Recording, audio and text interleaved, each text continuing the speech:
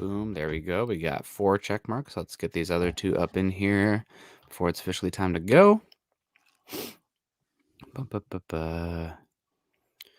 And we got the checks. All right. Good morning, guys. It is the 20th of January, Thursday morning, 7:33 a.m. Mountain Time. It means it's time for another episode of Broncos for Breakfast. I am your host, Nick Kendell, and joined by, as always, good friend, co-host down there in Georgia, Scott Kennedy. Scott, how you doing today?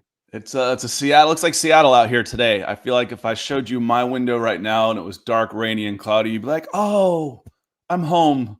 Oh God, This has been a dreary winter so far. Like it was one of the wettest Novembers and Decembers in the last 20 years. So it's just been super cloudy, but looks like it's going to be sunny this weekend. I'm debating on waking up at 4 a.m. to drive out about an hour and climb a mountain for the sunrise. So we'll see. We'll see if the weather holds up. But I'm getting that itch again. It's a pain to do, but you don't regret once you've done it.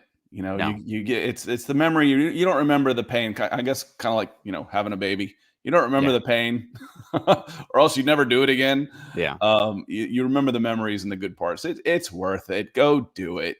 Yeah, get some endorphins going as well outside, which you don't get enough of these days, and it's pretty good activity to do. I'm all about that, and I'm sure you Denver folks, most of you understand probably the urge to hike. I feel like it's more of a like people that live in Seattle or from Seattle don't really do it, but all the transplants are about it. Probably one of the reasons that they moved out here.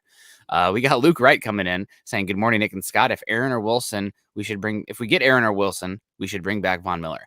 I think if you get Aaron or Wilson, I mean, heck, let's have a party. You bring everybody back. Von Miller, Melvin Gordon, who wants to come play football with in the Mile High City with a future Hall of Fame quarterback? But got to prepare for other realities as well, it sounds like. No, and that's the thing is we talk about draft capital, but when you've got a guy like this, it makes free agency so much easier. You can get established guys, and you can do that in the short term while you go and win a lot of games, and then rebuild your draft class. In a couple of years. Like I just see I don't want that guy. He's too old. Forget age. We're talking about the MVP of the league. If you don't want the MVP of the league, why are we here? What are we trying to do? What's the goal of every season? Win the Super Bowl. To turn down a guy like Aaron Rodgers for future picks would, obviously there's a limit. There's a limit. But, a couple of first round picks, maybe a second. I'm still interested. So I think if you can do it, you got to take that shot for sure. Yeah, nope, absolutely. I agree with you there. People are like, why would the Broncos want to do that? They'll just be right back exactly where they are right now. It's like, well, at least a couple of rings maybe on their fingers. Yeah, God. What do we, like I said, why are we here? I think of the Taylor Twellman. You guys, even non-soccer fans, have probably seen his rant. What are we doing? What do we do? It's like, we might win a couple of Super Bowls, but then we'd be back to needing a quarterback in 3 years. So what? Are you just skipping right over the part that you just are winning a couple of Super Bowls? I mean, there's no guarantee there either, but you get my point. Yeah. It's like, well, we could either get a 3-year break from wandering the desert of quarterback purgatory, or we could just continue on in the same path where we live right now. So it seems like a pretty easy choice for me as far as the draft capital. I mean, picks are probably overvalued. We love the draft, but picks are overvalued a bit. I think we're kind of seeing it with the Rams as well. They're trading picks left and right. They have superstars. There's winning games. There's a lot more uncertainty there, for sure. You just don't know how people are going to translate. It's exciting. It's the hope. We talk about that hope drives sports. Yeah. The hope drives sports. It drives the draft, recruiting, free agency, the hope. How are we going to get out of this? How are we going to win another one? The hope is awesome. It's what drives this game, drives a sport, drives competition. Yep. And that's what makes the draft pick so much fun. But there's a lot more uncertainty there for sure. Yep. It's a Family Guy reference. So where they're trying to be sold a timeshare, if they go to the timeshare meeting, then they can win a boat. And the guy at the end, it's like, oh, you can win the boat, or you could win the mystery box. And he's like, oh, a boat's a boat, but the mystery box could be anything. It could even be a boat. You know how bad we want one of those? Like, just classic scene. EJ coming in. Good morning, Nick and Scott in Broncos country. Ethan's in the house. DWI guys. Good morning, guys. US Dave. Then we got Dave Glassman as well. Falling Sloth, good to see you. Howdy, y'all. How's everyone doing today? I'm doing pretty good. I'm starting to get excited for the weekend. Sean Burns, good morning. Awesome show. What do you all think? What do you all think that the Broncos are going to do if they don't find a quarterback they are looking for? Sounds like a song. That should be a song. If I don't find the quarterback I'm looking for, I'll come back to you.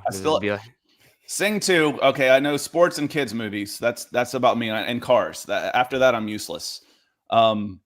Sing 2 was out, and I enjoyed it because they basically introduced U2 to the young generation. I wasn't a U2 fan, but I appreciate their greatness.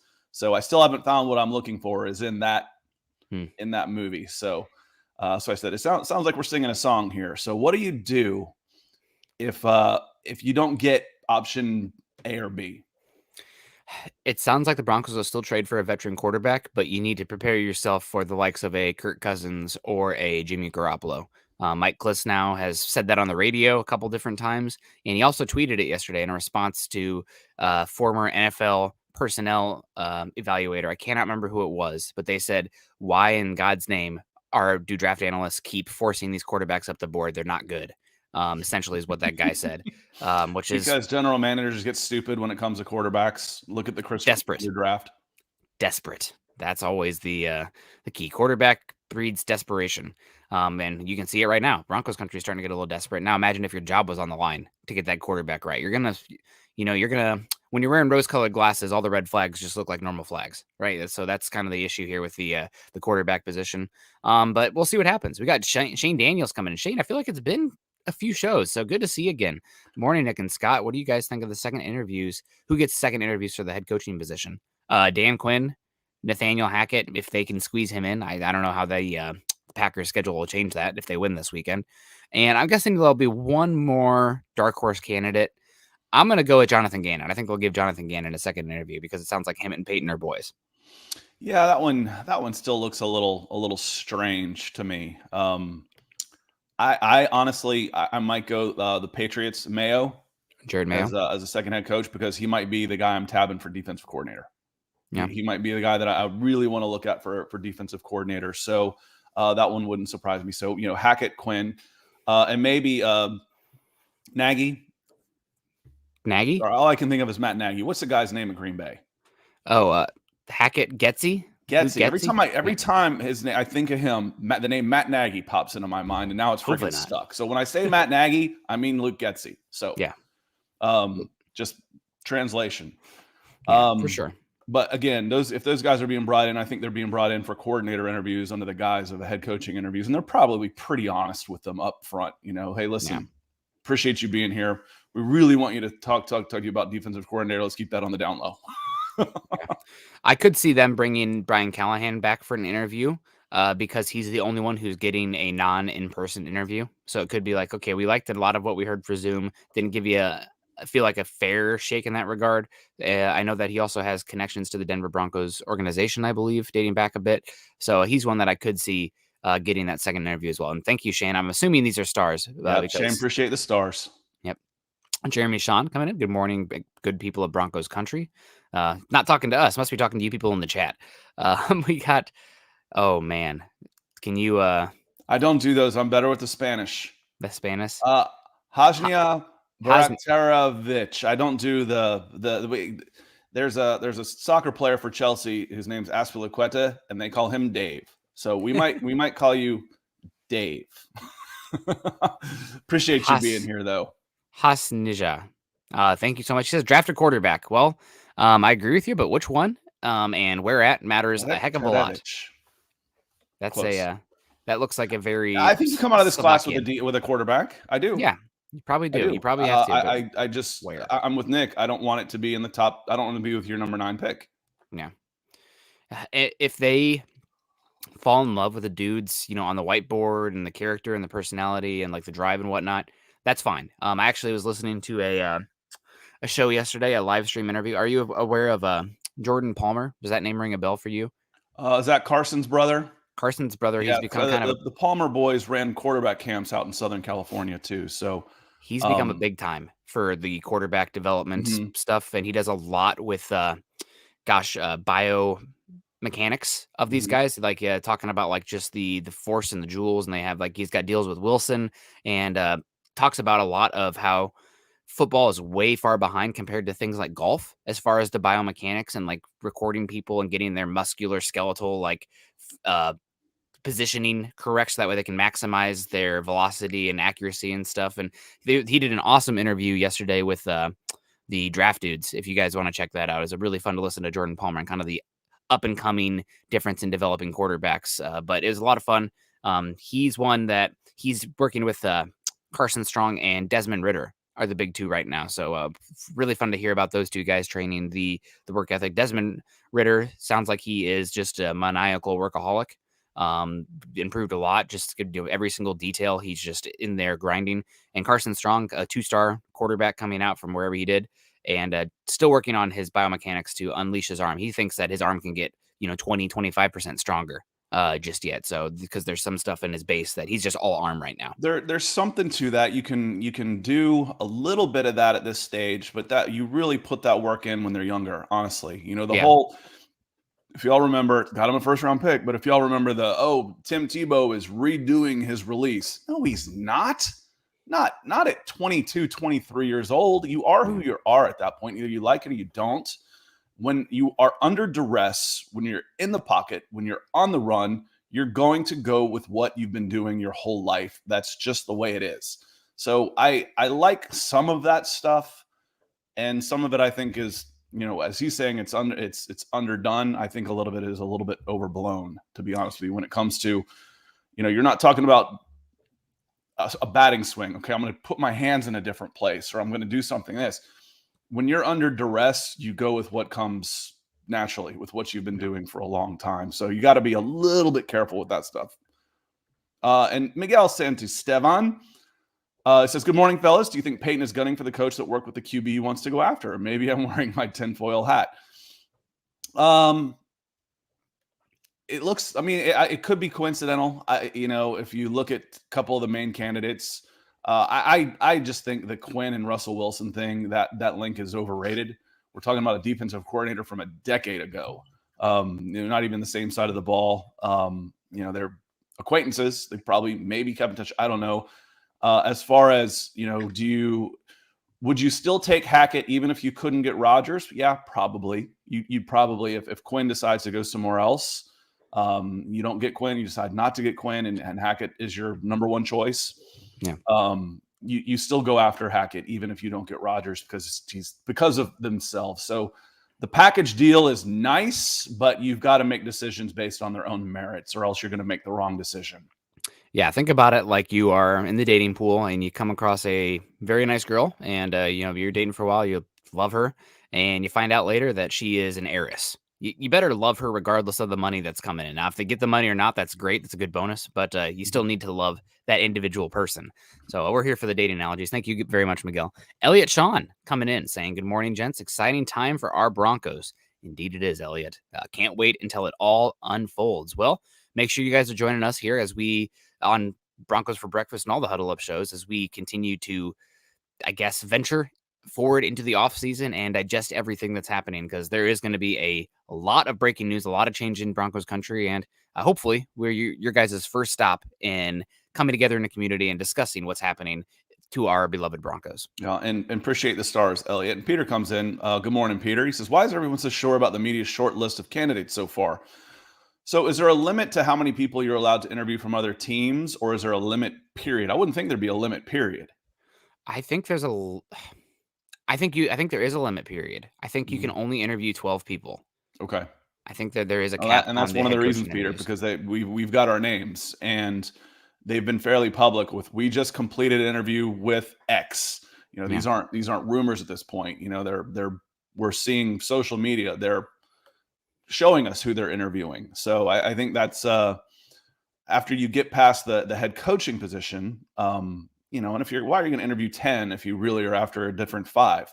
I think this probably is the list. What surprises me is there wasn't anybody from college, and there wasn't anybody that wasn't already in the NFL. Maybe they did their early process, because again, this didn't just spring up on George Paton. George Paton has been working on this list probably for 10 years. Honestly, if you're a general manager, I'm not a general manager, and I've got an idea who I would want to come run my team, let alone if I'm actually in there working. That's just the way people like this think. We're always force ranking things. Who do I want as my next quarterback? We do it as fans. We do it as analysts.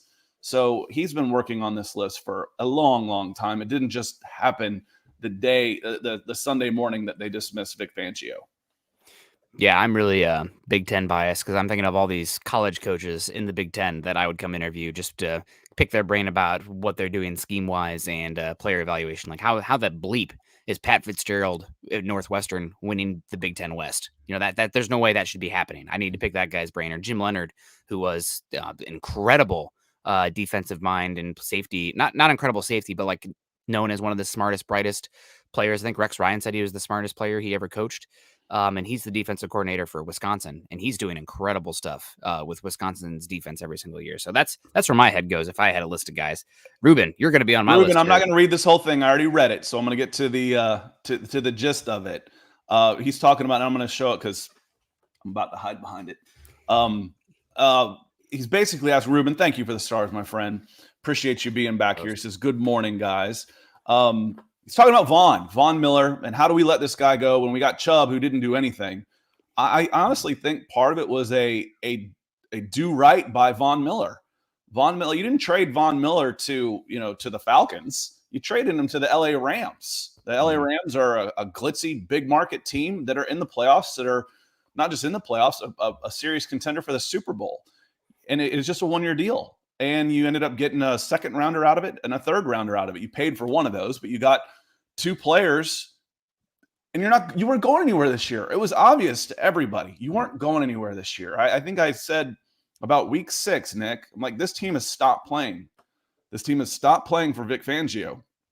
They know that. Vaughn, for what he said was, it took me by surprises. Maybe it was shocking to him, when it finally comes through. You can see it coming. It's still a shock. But he was part of this discussion. Or you don't just send him to – it's not like you send him up to – I'd normally say Buffalo, but that's not a bad place to be right now. You didn't just send him to Detroit or Atlanta. You sent him to L.A. And Chubb's been a massive disappointment this year, not through all his own fault, but when you're looking at, again, he says he had 0 sacks in 8 games. How does that happen? How do we lose Vaughn? Because you got something back for Vaughn. And shoot, again, we mentioned it at the top of the show. He might be able to come back this year. You might get Vaughn back. New coach. Hey, Vaughn, you want to come back and play on a $5 million contract? Maybe. He might. Yeah. Yep. And Mr. McLovin, good morning, all. Best morning show. Well, we appreciate that. I don't know how many we're in categories with for that competition, but that's okay. We get Jetty Splashes in the house. Good morning. Best looking dude in Montana. Oh, God. There's probably some Montana listeners in here. There's like 3 of us. There's I always talk about it's like winning a competition in North Dakota. There's only 2 people in it. No, we appreciate the good words for sure. Be careful of the Great Plains, man. There's some Broncos fans in here. Maybe not Atlanta, but you guys got to let me know. I'm actually been talking with the wife. We're trying to decide our summer getaway in July or August. And we've been talking a little bit of, look, last year, I don't know if you got your year in review from Google Maps. It said that I went to like 6 cities and 2 states, which is not necessarily true, but essentially true. So I didn't do much this last year outside of Washington. Why would you? It's beautiful. But this year, maybe talking Alaska or Glacier National Park in Montana, maybe going down to Utah or Yosemite as well. But we'll see. But Montana, beautiful. Drove through it once, but absolutely beautiful. No, I promise you, I'm not hacking on North Dakota and Montana. I love them. Love them. Oh. I would love to be up there. I'm just saying that the population's a little sparse. There's not a lot of competition for services. Yeah, there you go.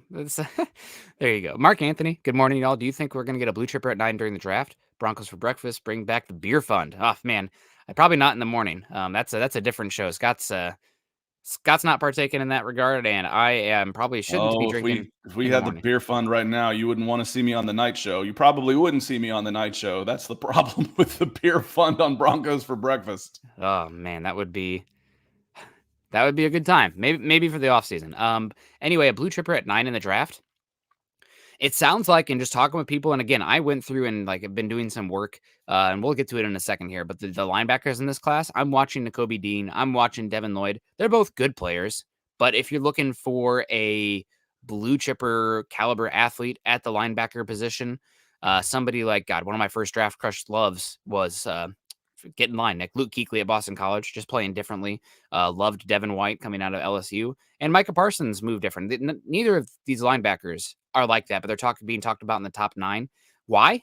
Because the top of this draft this year it's a down year for at the top. I do think there are blue chippers still. I don't know if I would put Hutchinson or Thibodeau at true blue chip edge rushers. They're not like the Myles Garrett, Chase Young, Nick Bosa tier of players, in my opinion. They're very good still, but for this class, we'll just call them blue chippers. So Hutchinson, Thibodeau. I would put Neal and Aquanu at blue chippers. Then, obviously, you have my favorite player in this class, Kyle Hamilton. He's definitely a blue chipper.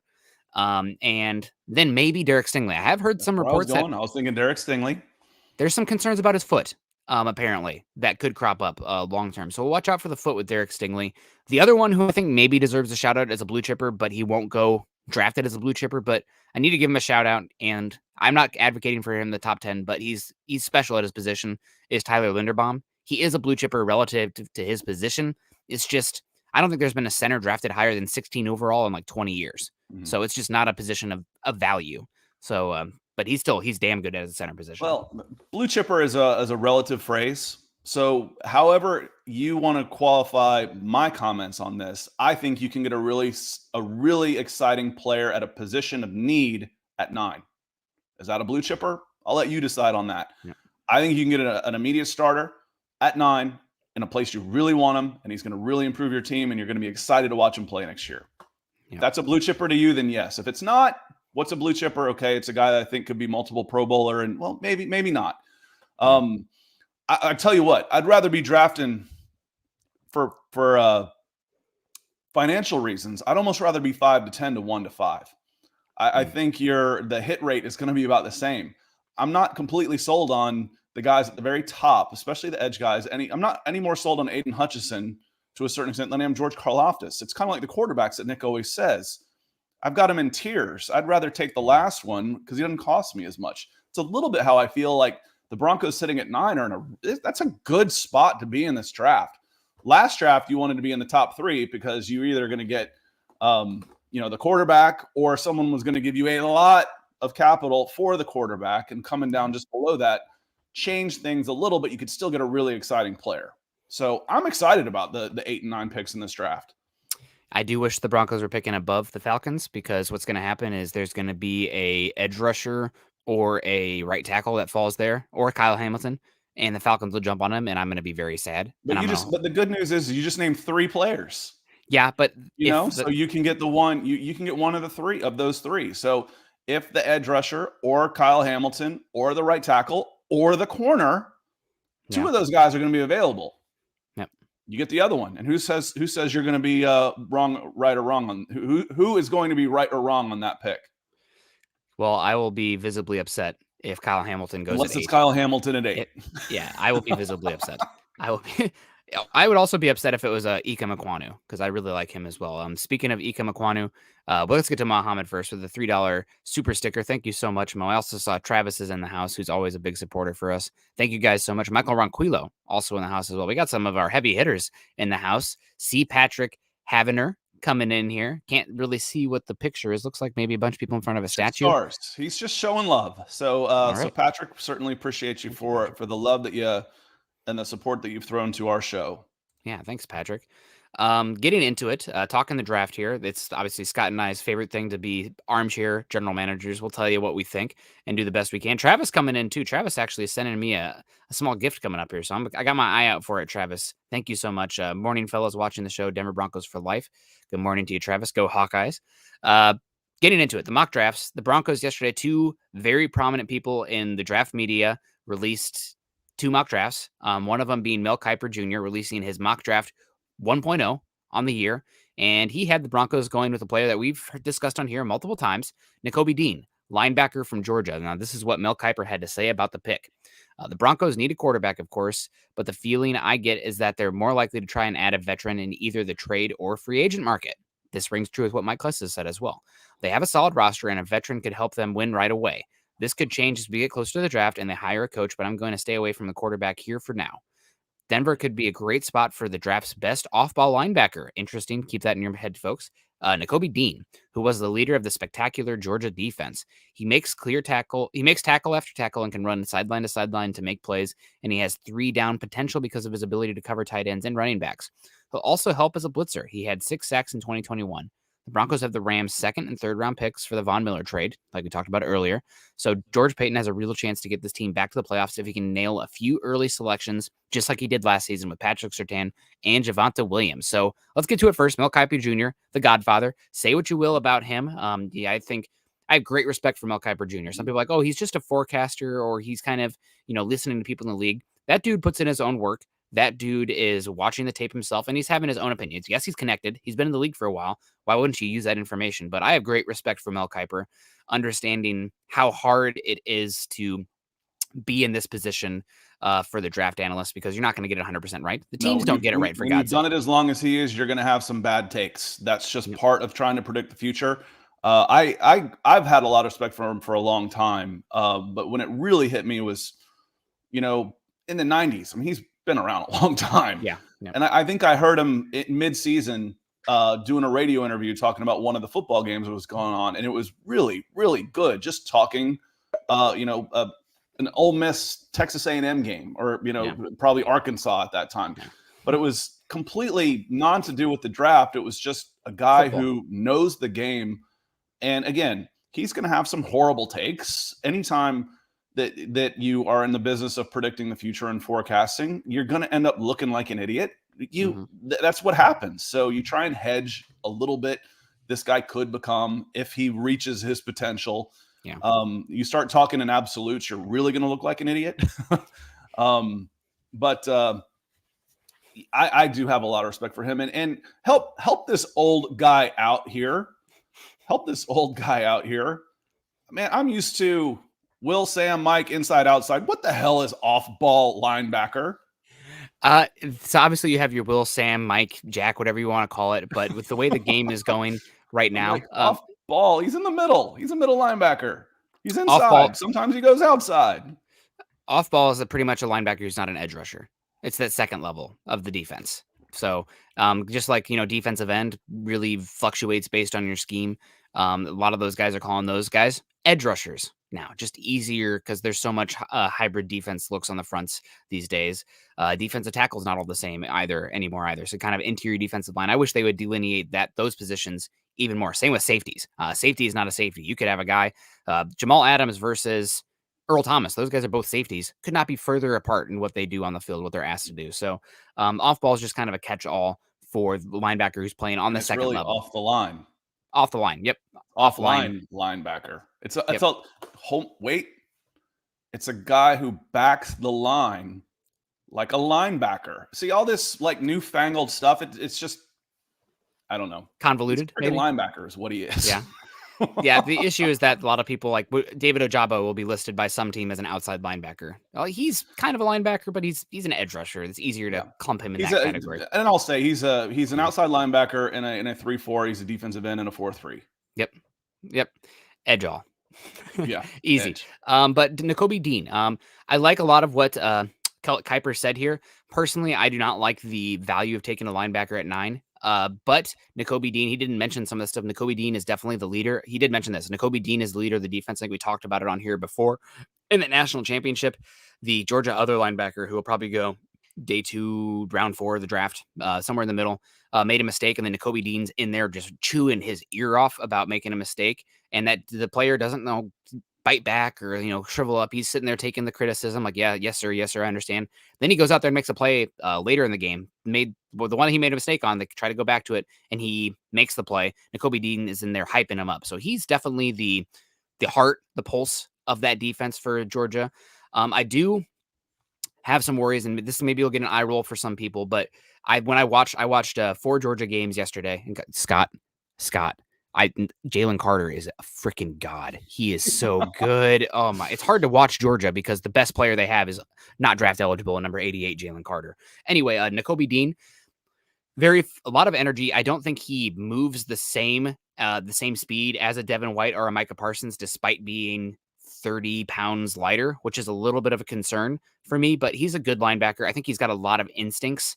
When he talks about him matching up against tight ends and running backs in space, that's the one where I'm just kind of like, okay, I guess in theory, that Georgia didn't really use him that much that often from what I saw. They thought that Nakobi Dean's best when he was in pursuit, which I agree, and they sent him on blitzes, which is fine. That's great if you can use him in that way. But that's depending on your scheme. Maybe that's not going to be the best usage for you on your defense. It just concerns me. But I want my linebacker to be able to cover on third down, to play in space on third down, not be allocating more guys to the rush. I'm not a big fan of blitzing in general. So I like Dean. I don't love him. Again, best is a relative term. When I think of best, I think of skill set only. Yeah. And Devin Lloyd might be a better skill set linebacker than Nakobi Dean. He's a little bit bigger. His change of direction is absolutely elite. He's got the length. He's got the closing speed. He's got the awareness. Nakobi Dean, it's hard to measure. You can't tell, but he's going to be at the top of the mark on everything else. Yep. On the intangibles, leadership, work ethic, awareness, smarts, all of that stuff that you love in a classic middle linebacker to be the quarterback of your defense. For me, Nakobi Dean, you take him because he's going to make everybody else around you. Who am I thinking of? The big four linebackers, with the New Orleans Saints a long time ago. I think Sam Jackson, was he the one that's probably too old for you? He was in the middle. It reminds me a little bit of that to a certain extent. Al Wilson, it is where I get a comp there, someone near and dear to the hearts of Broncos country. Would I want that player with the intangibles being one of the bigger things that I like about him at number 9? Probably not. I probably wouldn't want him at 9. I would love for someone at 12 or 13. If that's where I want to go, and Nakobi Dean my guy, if he's my guy, then you take him. Yeah. You take him. Mm-hmm. But I sure would like to be able to get him a little bit later in the draft if I could. Yeah, and Jeremy busting my balls here. Write it down. Nick Kendell. Dean, not an elite athlete. First off, he spelled my last name wrong, so you won't find me. Haha.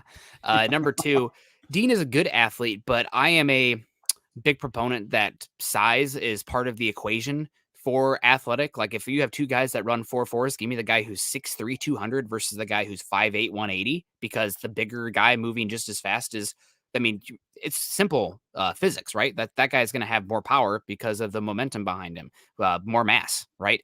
P equals MV. We're getting into some real nerd talk here. But I think Dean is a good athlete. I don't think he moves the same from the bar that I watched, and we've done this multiple years now, but if you're watching Micah Parsons, if you're watching Devin White, if you're watching, hell, even Devin Bush, I don't think Dean is going to test at that level. And because of that, I think and granted, to be fair, hand to God, for the linebacker position, how important is that? Because it is the processing that is more valuable for the linebacker position. You can have elite athletes out there, but if they are, pardon my French, but dumbasses who are like a dog chasing car at every single snap motion and getting their hips in the wrong place and their eyes in the wrong place, they're going to suck. Chargers, Kenneth Murray, great athlete. Dude's an idiot. Dude couldn't process anything out there. People talk about the Chargers needing defensive linemen this year. They need linebackers because Kenneth Murray is terrible, and they traded up for a first-round linebacker like a bunch of idiots. That just doesn't work out. But I don't think he is a exceptional athlete, especially when you bake in his size. Yeah, and at that height, as a top 10 pick, you need to have the freak nature on the athleticism as well, I believe, unless you're talking quarterbacks. Quarterbacks are, I say that I've said before, it's the hardest position to judge because it's the hardest position to measure. Bigger, faster, stronger is usually going to be the right way to go when you're talking about football. And speaking of bigger, faster, stronger, Ethan over in London, the DWI guys, said food for thought on Broncos for breakfast. I like what you did there, Ethan. Tennessee, Kansas City, 49ers, Green Bay are the only teams to play 4 of the remaining 8 teams. Tennessee is 4-0. Green Bay is 3-1. 49ers are 3-2. They beat the Rams twice. Interesting. KC is 1-3. Other teams against the remaining: Buffalo 1-2, Cincy 1-2, and Tampa 1-1. And what's strange is I think of these teams, the biggest pretender out there is the one that's 4-0. So how that doesn't make any sense. It's illogical. I talked the other day about there's stuff that just doesn't quite work, and I can't make it quite connect to my brain. Tennessee doesn't feel like an elite team to me. yet they're the ones that beat all of the other teams. So now that it matters, because again, if I hear anybody ever say in NFL every game matters, I kind of, at best, I'm going to roll my eyes at you. At worst, you're going to get slack. You're going to get back talk. Now that it actually matters, because again, they're all playing. Now it matters. 4-0 didn't mean anything. It didn't. Home field advantage, blah, blah, blah. New York Giants was a wild card on the road and won the Super Bowl. I don't care about it. Now that it matters, I think Buffalo, I think Kansas City are the two best teams in the AFC. And then I think on the other side, you've got Green Bay, Tampa, Rams. I think the 49ers are the easy draw in that group.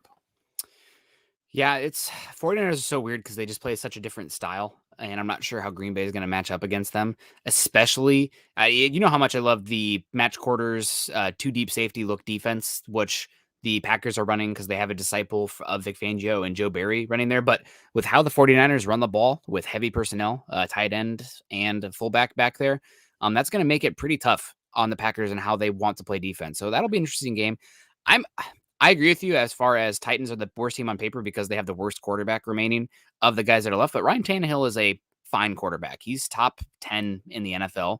I think he's underrated a bit. And the Titans, Derrick Henry's gone, oh, they're going to lose now. They're going to fall apart. They just kept on winning. They're a really good team. They're a really good sound defense. They probably have the best safety in football in Kevin Byard. I'm absolutely in love with Amani Hooker. Why? Because he's a Hawkeye. Go Hawks. God, he's been incredible there. He played for that star position for the Hawkeyes, and he's been he's essentially playing the slot position as a defensive back, but he's a bigger body, and he's killing it for them. And then my favorite, God, am I going to say this? My favorite non-Bronco in the entire NFL plays for the Titans in Jeffrey Simmons. Oh my God, I absolutely love Jeffrey Simmons so much. They can get after the quarterback with four guys. They don't have the dominant edge rushers, but D'Amico Autry, Jeffrey Simmons, those guys absolutely kick butt. They're a lot of fun. They can get after it. Harold Landry can as well on some plays. So I think the Titans will have a good game. I think that they're the best two teams in the AFC are matching up against each other this week in the Bills and the Chiefs. So Titans could win against the Bengals. Bengals have some warts, no doubt. But yeah, they're probably favored. It wouldn't surprise me if they were favored 5 or 6 points. Yep. But I think that it just feels to me, and I hope everybody comes out of this game healthy. With the Bills and the Chiefs. I want the Titans to get the best version of the Bills or the Chiefs in order to play it all. So. Again, the Tennessee 4-0, you can't discount that. You can't. You look at that and you're like, man, the Tennessee team's for real. And again, if I'm talking about Buffalo losing to the Jags, I can certainly give the Titans a pass for losing to the Jets. It happens. There's times where they just mail it in, but there's no mailing it in anymore. The elite teams are stepping up, and we saw that in round 1 of the playoffs. Appreciate you, Ethan. Miguel Santisteban coming in and saying, do you think if Quinn gets the job, he will make defensive calls or we let it be his coordinators? Honestly, I don't remember if he called the defenses in Atlanta. I don't know that he did, to be honest with you. He had a big hand in the game planning, obviously, and the scheming, but I honestly don't remember if he called the plays, if he called the formations. I want to say he didn't, but I wouldn't put any money on that one. I'm like 60-40 on that one. I feel like he maybe took play calling duties a couple times when things were kind of getting off the rails, but for the most part, he was delegating. And I think that's something the Broncos are really interested in as well, because I think this is just me speculating, but I think George Payton feels that while Vic Fangio was so good on the defensive side of the ball because he was so hyper-focused on that, other areas of the organization and the team were neglected and were not maximized. So sometimes that works, sometimes it doesn't, but the Broncos are going the other direction, even though they're both defensive minds, going for more of the CEO type in Quinn, assuming it's going to be Quinn. And I saw that we had the comments earlier from, somebody was saying that we read their super chat wrong. Peter Middleton saying how he was saying that how is the media so sure it's going to be Quinn? How are they so certain about that? Not the 10 candidates, but just which one's out on top. It's not like the NFL draft where you have to be super secretive with the 9th pick because all the teams in front of you could use that information against you. There are 3 parties here. Or the teams behind you can, and they're going to jump up in front of you. Yep. Exactly. So that's one that, thank you, Peter, that there's three parties involved here, more than three parties, but let's say it's three parties. It is the Broncos, who might be keeping everything close to the chest, but then you have the representation of whatever coach you're interviewing, and that's another more people that know information that could sink ships, loose lips sink ships. And there's all these other teams. Dan Quinn, like, oh, I'll interview for Miami, but my people are telling Miami's people that if Denver offers their job, he's going to take it. So it's not just Denver. That's where this information is coming from. It's around the league, and it's more of an open market than, say, the NFL draft. So Peter coming in again. Which draft picks do you think are pining for the Broncos, like Parsons for the Cowboys? What draft picks do you think are pining for the Broncos? Like, which ones are people pulling for the Broncos? I think a lot of people want a quarterback, but there's not one that people can agree on. So that's an issue. I think a lot of people would love Evan Neal. I think that's probably the one. You could really pacify some of the people screaming about tackle for years and years.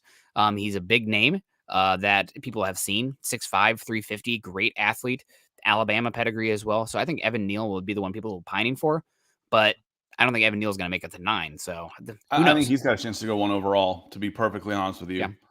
I feel safer with the offensive tackles than I do the edge guys in this draft. And we don't always want to go safe. Again, if you get a guy at 1 that can't play, you're hurt. You are absolutely hurt. And I don't think there's any doubt that at the worst, Evan Neal is going to be a solid pro for a long time. Yep. It does feel like it's going to be that kind of draft in the top 10, unfortunately. Yeah, we'll see what happens. I mean, he's saying that Peter's saying that Parsons wanted to be a Cowboy throughout the draft process. I don't know exactly who wants to go to which team. I don't really bake that into my evaluation. It's kind of a fun story after the draft. Doesn't do them any good, and they don't want that to be held against them for sure. I grew up a Kansas City Chiefs fan, and now the Denver Broncos hate me. Yep. And we got EJ coming in saying, sorry, but you can go back to Travis. Yeah, just real quick on Travis, because I actually did some research on this. Are there any solid free agent right tackles that'll be available this offseason? Look up the Pittsburgh Steelers. Chuck's actually put it in the copy and paste it because I want to call him Okafor, but it's Okorafor. Chuck's Okorafor. He's like 25 years old, gave up 2 sacks at right tackle. And he was a 3rd-round pick, I think. So he didn't get an option year. He's going to be Western Michigan. He's going to be expensive. Expensive. But what do you have? You got money. So that's a guy, the Pittsburgh Steeler. I'll drop his. I'm just going to drop his name here in the chat. Chukwuma Okorafor, drafted in the 3rd round, left tackle, Western Michigan University. Man, I remember watching him a lot. Dancing bear type, did not have any idea what he was doing with his hands yet. He does now, but he was raw. He does now. Yeah, okay. He had a kind of a breakout season for the Steelers, and with his age, he's somebody I would target for sure. Because I actually looked into this for the Falcons because they need an upgrade, and I actually put down both the tackles for the Denver Broncos as options for the Falcons because they were inexpensive and still big upgrades in Fleming and Massey. And the pie in the sky one was Okorafor. I think you're right. Yep. I'm good with the Broncos names now, but not the Chucks. That's why we're just going to call him Chucks. But that's where I would look for a guy that you could pencil in there for the next decade at right tackle. For me, for free agents, I like to wait until the offseason is commenced because you're going to have a lot of guys who are cut because they can't fit under their team's salary cap anymore. They're not thinking they're worth that signing. And the thing I love about the guys that are cut is that they do not count towards the compensatory formula. So if you sign somebody who was released, you can still play with house money and pay them whatever, and they're not going to count against the comp picks that you could get for the 2023 class. So I want to see who's cut first and then maybe lean into that a little bit. Broncos have a little bit more cap space. Maybe you throw an extra $1 million per year on somebody's deal so that way you can save a 4th-round comp pick kind of situation. Something to think about. Teams like the Ravens have been doing that for years now. And how do the Ravens have so many young guys and a great special teams year after year? They have 10,000 compensatory picks like every single time. So Grant Hamilton coming in with a picture of Willem Dafoe. God, Willem Dafoe. Have you watched the new Spider-Man yet? I haven't. Okay. Very no spoilers, but no spoilers. I don't even watch. If there's something I want to see, I don't even watch trailers. Okay. So I hate it when they do. It's like, oh, we're gonna watch the Avengers, and by the way, Spider-Man's gonna be in it. Like, now I'm just sitting here for an hour and a half waiting for Spider-Man to show up. Thanks. So no, I haven't. I don't know much about it, and I'm looking forward to seeing it. But Grant says, can't afford a super chat right now. I'm buying a house. Well, congratulations. That's going to be a lot of fun for you. It's a lot of work. If you are married, it's a lot of stress moving. Moving sucks. But getting into a house, especially your first one, is really a special time. So love y'all show and appreciate the amount of content you put out. We appreciate you. So thank you. Mark Schrader coming with some big stars. So other than quarterback, what position do you feel needs to be addressed first in either free agency or draft? Edge, right tackle, 1 and 2. After quarterback, those are the easy ones for me. Edge, right tackle. You went into this season thinking that you had Von Miller and Bradley Chubb, and really you had neither. Yeah. Now you need somebody. I think Shelby Harris and Draymond Jones improve immensely if their running mates improve a lot. Yeah. Yeah, those are ones that I feel like they should be addressed first in free agency. You need to bring in an upgrade at right tackle, and even if that's just retaining Bobby Massey, then you're not sitting there with your pants at your ankles when you come into the draft. It's just you don't want to be in a vulnerable position at the right tackle spot. Same with edge. I will say that I was kind of like, oh, Dan Quinn, maybe bring in Randy Gregory. Proceeding to see Randy Gregory make like 3 boneheaded defensive penalties with his history, I guess, you have of boneheaded decisions makes me a little bit scared about giving him the bag. Maybe that's one you want to avoid, or give him another one-year prove-it deal. He's very talented when he's on the field, but he seems like a little bit of a bonehead, so he scares me. Other 2 positions I'll throw out here for Mark's question. Thank you so much for the comment and the contribution, Mark. Thank you so much. Saw Mark here the other day as well. I think he's kind of somewhat of a newer contributor on the show, so appreciate you, Mark. Sneaky contributor, sneaking on in there. Yeah. For sure. Thank you, Mark. Joining the Marks. I think we wanted what was it, an Andrews shirt? I think we need a Marks shirt as well. I think we have 5 or 6 Marks in the community. Hit the mark. All right, let's do it. But anyway, the other 2 positions, I would say linebacker for sure is one, off-ball linebacker. There's a reason that Dean and Devin Lloyd, who we still got to get to a little bit, are the guys that are being mocked to the Broncos at 9. Off-ball linebacker, you have Baron Browning and question mark. So they're going to bring in somebody in free agency. The other one that's sneaky is defensive back. Mm-hmm. You're losing Kyle Fuller. You're losing Bryce Callahan. You're losing Kareem Jackson. That's a lot of big-time contributors in that back end, and you need bodies in the defensive backfield in the AFC West. You're going up against Patrick Mahomes. You're going up against Justin Herbert. You're going up against even Derek Carr. If you don't have the bodies in the defensive backfield, you are going to get killed. You just need to throw resources at it. Cornerback, you can play with 6 defensive backs at a time, so you need 10.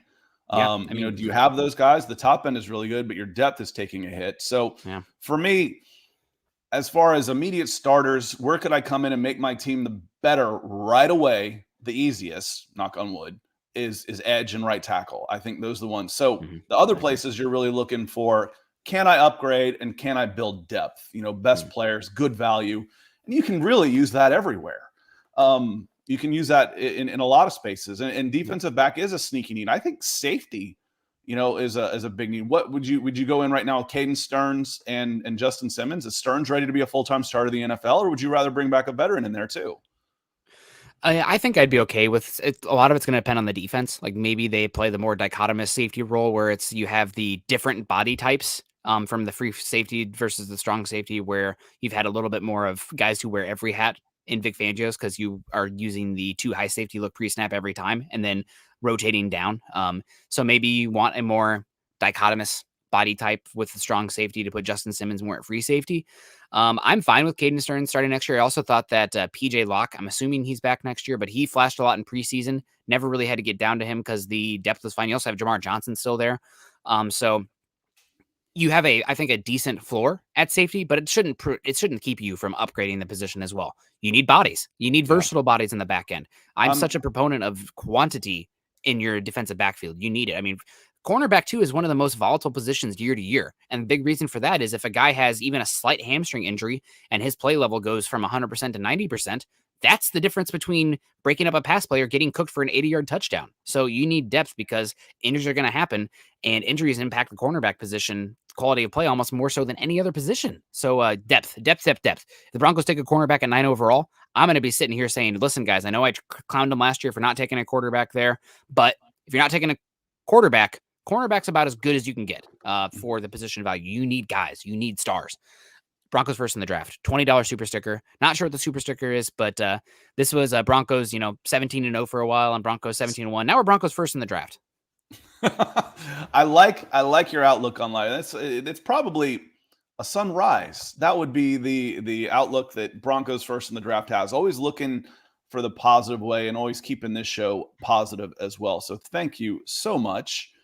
A little bit of levity. Ethan coming in again with a contribution to the Hire Hackett Fund. I don't discount the Hire Hackett Fund after the Fire Fangio Fund. The hashtag Triple F went so well. Super Bowl picks from the remaining 8. I'm going Bills, Rams. I like Bills also. And then, man, I could see any one of the Packers, Bucks. I can make a case for Packers, Bucks, and Rams. My gut reaction was Packers, but they seem to come up short a lot. So I'm not so sure on that one. So it's got to be the 49ers. I mean, God, that's just what the 49ers need is what would they do with Jimmy Garoppolo? I mean, if the defense and the run game leads them to a Super Bowl, Nick Bosa goes superhuman again. Oh my God, Nick Bosa was so good versus the Cowboys. What a monster. Has he been cleared? I don't think he's been cleared yet, but I think it sounds like everything's pointing towards he will be cleared. God, we'll pay the right doctors and make sure he can play. This is the playoffs. Yeah, he's a difference maker, man. He needs to be talked about in the he's not the athlete like Myles Garrett is, but he's so good with his hands. He's better than his brother, too. If he can stay healthy, he's incredible. But thank you so much for the Hire Hackett Fund. I'm going to go Bills Packers as well. I think my preseason pick was Bills Buccaneers. But I think the Bucks are too injured right now. The Rams beat them when they met up the first time. I believe that was a great game earlier in the season. But the Buccaneers now, they've lost Chris Godwin. They don't have Antonio Brown. And now you lost Ryan Jensen to an injury and potentially Tristan Wirfs to an injury as well. And that offensive line, the Buccaneers offensive line was sneakily one of the best in football. Not enough credit. I know they still have Tom Brady, but I don't know, man. They've lost a lot of things. And once they lost Chris Godwin, who was the pivot man for that offense as far as where the ball was going, they've leaned more on the slower developing pass game and the offensive line pass protection and the run game. Now you're losing your best 2 guys in the likes of Brian Jensen and Tristan Wirfs. That scares me a bit. Especially going up against Aaron Donald. Does this feel as wide open in the quarterfinals as we've seen in a long time? I feel like I can make a legit argument for 6 teams. Yeah. I feel like there's 6 teams that could make the Super Bowl and it wouldn't be a surprise. I don't feel like it's been like that for a while. Yeah, I think you're correct there. There's not an overwhelming favorite. Maybe we should be just leaning into the Chiefs since they've been to the Super Bowl. What is it? 2 years, 3 years in a row or something godforsaken like that. But yeah, it does feel pretty wide open, and that's a lot of fun. I'm hoping that we have better games this week than we saw last weekend as far as competitiveness, but we'll see. But thank you so much, Ethan, for your second big contribution to the show. Appreciate the heck out of you for that. Before we get on out here, I'll let Scott look at the chat a bit. Need to read what the Dane Brugler said. He had a Broncos taking a linebacker as well. Devin Lloyd, my linebacker one personally, from the University of Utah. That might change a bit if Broncos do bring in Dan Quinn, but I think Devin Lloyd would be a good fit for what the Broncos were running. This is what Dane Brugler had to say. Broncos said no thanks to Justin Fields and Mac Jones at 9 overall last year. Will they pass on the quarterback position again this year? We'll see if Denver is able to find an upgraded position at the position prior to the draft, or if it buys into one of the quarterbacks in this draft class. Denver landed an impact defender with the 9th pick last year. It could do that again in Devin Lloyd, a former safety. He has outstanding eyes and explosion to drive downhill, 22 tackles for a loss in 2021, which is an insane number, and the athleticism to make plays in coverage, 4 interceptions and 2 pick sixes in 2021. Devin Lloyd impressed me a lot this season. He is my linebacker 1. I don't think I would love him at 10 overall. I think Eric Trickle has him as high as like 7 in his overall big board right now. But he's a good player. I like that a little bit more than Nakobi Dean, just because I think he's a little bit more versatile. Dean, I think if you ever ask him to stack and shed, he's going to be in trouble because he just does not have the length. He's good with his instincts of beating guys to spots, but actually taking on guys, not always the best. Lloyd, I think, doesn't have to be protected by the scheme as much as Dean does. And with a top 10 pick, you need to be thinking about these guys over a decade-long lens. So I like him a little bit more with his scheme versatility. I think Lloyd might be the better player. I'll be interested to see how the pro days work out and see how that translates. No offense to the Pac-12, but it's not the same level of competition. So I want to see how the pro days show up. Does he show up 6'3.5", 235 pounds, and his change of direction is as good as it looks to be on film? Because on film, I think he looks like the better prospect. He's bigger, he's longer, his change of direction is elite. I love his awareness. I love how he uses his hands when he comes in as an edge rusher. Mhm. I love how he comes off the ball. He's good in coverage. So if he'll sniff out a screen. There's a lot to like about Devin Lloyd. The question is he the better linebacker for you? Again, everything that Nakobi Dean brings from an intangible standpoint is invaluable. It's absolutely invaluable. Which of these guys makes my team better? This answer still might be Nakobi Dean. It still might be Nakobi Dean. Yeah. But I think that from an individual standpoint, that you might have a better prospect in Devin Lloyd. It should be. I can make a case for both of them right now. And again, it depends on what does this team really need. I kept hearing a lot from all of these podcasts. Where's the accountability? Where's the leadership? Man, that's Nakobi Dean for sure. Watching these guys thinking, okay, where's my pass rush? Where's my versatility? Who are my playmakers on defense? We play an offensive scheme, we play not to lose. We play a defensive scheme where we play not to lose. Well, we need a couple guys out there who are winners, who are going to go make a play. That's Devin Lloyd to a certain extent. So I can see why two of the more respected guys in this business have chosen one of each of them, because I can make a pretty good case for both of them. Yeah, and if you want a Devin Lloyd highlight game, just go watch the Pac-12 championship because he was all over the field. And a big thing, maybe this is just an aesthetics thing for Dean versus Lloyd.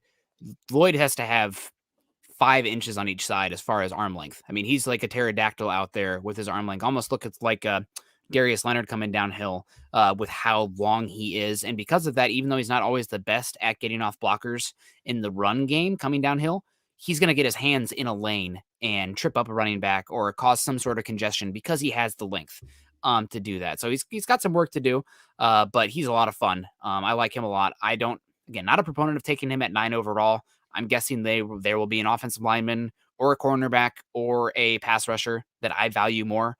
But if the Broncos walk away with him, it also sounds like we know that Dean has a lot of superlatives with the leadership. That kind of comes in the territory of having a defense that good that's in the championship game, winning the championship game. But Devin Lloyd sounds like he is a dude as well as far as leadership and accountability in Utah. And Kyle Rittenhouse runs probably one of the best programs out there for the Pac-12. I think he's the second longest tenured head coach in football right now. And man, that dude's awesome. So he's fun. Again, I know I'm very much not a proponent of taking linebacker at 9 overall because I think that evaluators in general, there's a little bit too much certainty, and I think maybe you have to have that if you are that line of work, you have to believe in your decisions and have some conviction. But me, I'm more of a risk analysis here, where like you can't be certain that a player is going to hit. So let's say you hit Nakobi Dean or Devin Lloyd doesn't end up being an all-pro Pro Bowler linebacker. He just ends up being a double, a solid starter at the position. You can find solid starters at linebacker for a song and a dance in day 2 of the draft, maybe in round 4. You're not finding many starting caliber cornerbacks or edge rushers at that point. Even the superstars are going top 5, but even the starting caliber guys are first round picks most of the time. So it's about allocating your resources the best to the value and understanding league trends. That's one reason I'm a little bit skeptical on the linebacker in the top 10. He has to be a Pro Bowler. I agree with you. I think that the premium position at need that we talked about, edge, tackle, corner, is going to be available. And I don't think you can pass up one of those guys. Again, you talk about best player available versus biggest need. Well, when you have the best draft, it's when you can match those two. When you've got a need and you've got the best player available. And I think you're going to have that ability at number 9. Mm-hmm. Assuming they keep it. But guys, we're not going to keep you on anymore. We're going to get on out of here. Appreciate you guys so much for joining us today, for supporting us. We will see you again on Monday morning. Make sure you're joining us again tonight for more Huddle Up. We'll see if Chad is back. Scott, are you feeling okay? You've been on a marathon here. I feel like you're a telethon. Yeah, Chad's fine. That's what I meant to say that last night, and I apologize to the Huddle Up Pod family that I didn't. Chad's fine. He's just we were talking to him before show. He just has a sore. His throat's really bothering him. So that's one of the lingering effects that he's having. And he didn't want to do a pod. It was going to be a little too much on his throat. But for those of you that have put your Chad in your thoughts, he's doing well. He's good. He's just not ready to talk for an hour. Yeah. No, it's that makes sense. Glad to hear he's doing well. Talked to him yesterday as well. Getting over it, but it'll be fine. Thank you guys so much for joining us today. You can find Scott and I on Twitter. Scott is at Scott Kennedy. I'm at Nick Kendell MHH. Also follow us at I guess he puts Chad always giving up. Maybe it was me that put us in the wrong. This isn't Building Broncos. This is Broncos for Breakfast. But we follow us. Make sure you're following us. Also at Mile High Huddle. If you guys like the coffee mugs, we'll flash it here. HuddleUpPod.com. Check out the gear there. Got the hats, got the beanies, got the coffee mugs. It's a good time. If you guys are on Facebook, make sure you're joining us at Facebook.com/Mile High Huddle. If you like the linebacker, somebody talk me into one of these linebackers, the 9th overall. Let's have a fun conversation about that, because I'm not such a big-headed person to say that I'm 100% right. I'm willing to have my mind changed based on new evidence and information. So, no, like we were talking about, Nick, with Mel Kiper, if you start talking in absolutes, you're going to sound like an idiot. You got to check your ego at the door and lawyer it a little bit. You got to leave yourself a little wiggle room. If you talk about a lot of ifs, coulds, woulds, and shoulds when you're talking draft. Jeremy, Chad is day to day. He's having a veteran rest day, guys. Come on, let him alone. But to make sure you're following us on Facebook.com/Mile High Huddle and /Mile High Huddle Pod. If you guys haven't done so yet, please do us a big favor. Head on over to iTunes, leave us a 5-star rating and a comment. Chance to win some of our gear, maybe one of those mugs if you ask for it as well. Let me know. But make sure you head to iTunes. I know we got a lot of listeners in here, and not everybody has gone over to iTunes to leave that, but that does us a heck of a lot of help. Please do so. If you guys are on YouTube, join us on YouTube today, or you have a YouTube account, make sure you go to Mile High Huddle, subscribe, like, and share this channel to your social media pages. Hit that bell notification so you know when we go live. And you can join us every morning, and almost every morning, I guess, but in the mornings and every evening to talk Broncos. I know that it's the off season, but this is an off season with a lot going on. You're not going to want to miss it. Make sure you're tuning in to Mile High Huddle to get all the latest information.